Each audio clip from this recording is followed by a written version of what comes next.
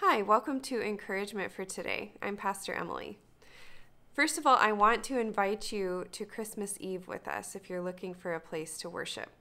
We'll have morning worship at 10:45 a.m., our typical time.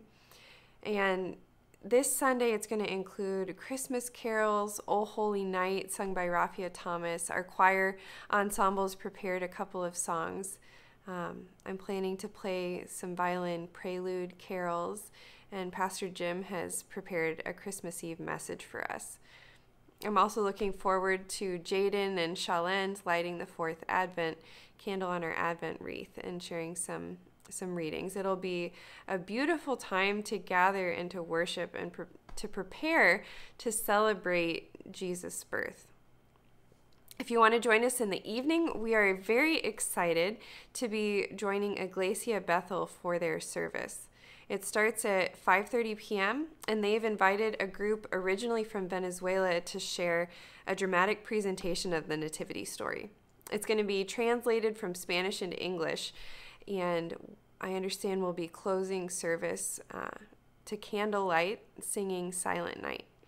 So it should be a beautiful time to gather, not just with our own congregation, but with a broader community to prepare our hearts for Christmas.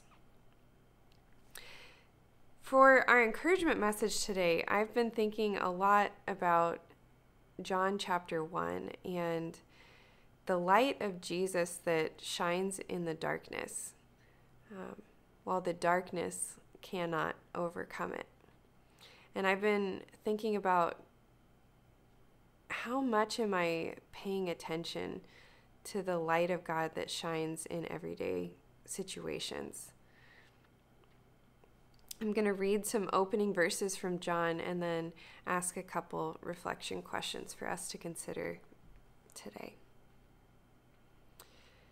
In the beginning was the Word, and the Word was with God, and the Word was God.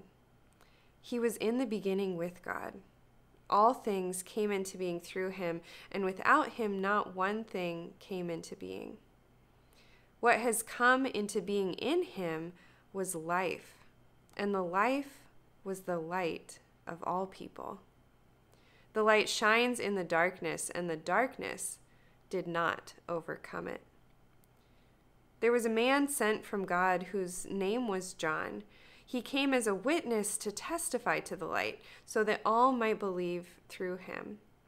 He himself was not the light, but he came to testify to the light. The true light, which enlightens everyone, was coming into the world. And the verses from John, they go on with this beautiful poetry and imagery. But I got stopped thinking about John and how he recognized that he was not God. He was not the light himself, but he could be a witness to the light that pointed people in that direction. And it made me wonder a few things. First, do we take time to even witness the light in our lives? It's easier to be a witness that points toward the light if we can notice it in our own lives, in our own situations. So I want to ask, how have you noticed this week the light of God interrupt you in a moment of darkness?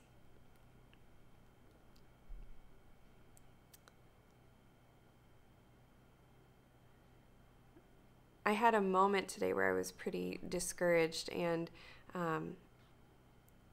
I was not thrilled that somebody walked into the office at that moment because I didn't want it to be witnessed on my face.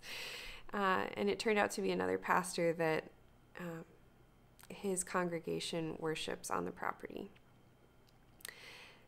And instead of meeting judgment, it was so refreshing to meet grace.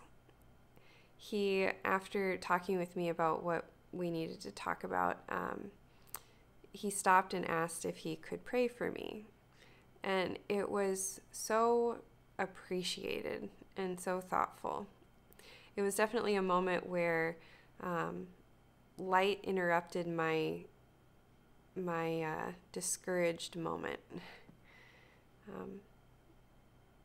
And he pointed me back towards God in doing that. So as we look at our lives and the things that are hard, are we also looking for the light that interrupts the darkness? And then the other thing I was thinking about, how can we be witnesses to the light? And I love being reminded that we are not the light. I realize we're also not John the Baptist, but I believe that all Christians are called to point towards the light of God. And it shows in the way that we love, the way that we respond.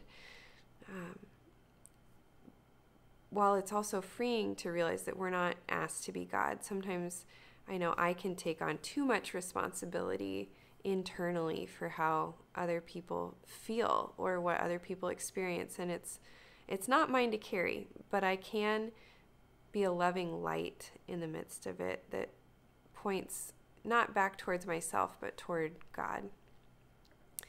So I want to ask all of us today, how can we point toward the light of God in the way that we respond to the people around us? It's good to talk with you today, and we'll talk with you again soon.